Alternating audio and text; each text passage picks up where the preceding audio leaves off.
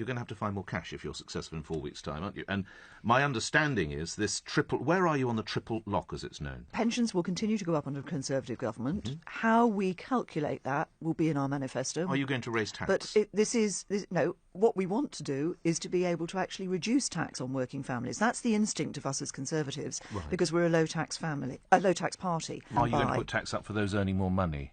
We are a party that believes in actually trying to ensure that we have low taxes. It doesn't quite answer the question. Will you be putting taxes up? Well, what I'm saying is we have no plans to increase the level of tax. Will that be for your full term, or you can't commit?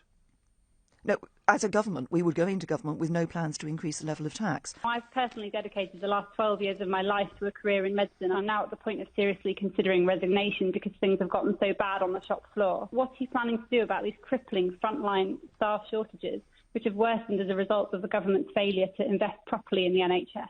We have put the extra funding into the NHS, and by 2020 it'll be, in real terms, £10 billion extra a year. You've reappointed the Health Secretary someone who has demoralised the entire workforce of the NHS. I think Jeremy Hunt has done a very good job in saying to everybody that what we need to focus on is actually the quality of care for patients. It seems as though she failed to negotiate a contract with the police force at the time as Home Secretary. She failed to negotiate the deportation of 6 Algerian terror suspects, and her Health Secretary also failed to negotiate a contract with the doctors and again imposed it on them. What makes her think that she's the person to negotiate the Brexit deal? Because her track record seems to state otherwise.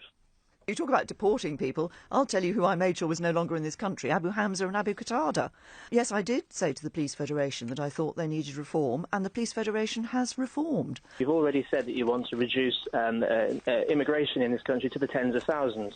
In 2010, the Conservative Party pledged to do the same and didn't achieve it, and in 2015 they pledged to do it again and didn't achieve it. And you were the Home Secretary in charge of reducing those numbers, and now you say you're going to hit the tens of thousands target.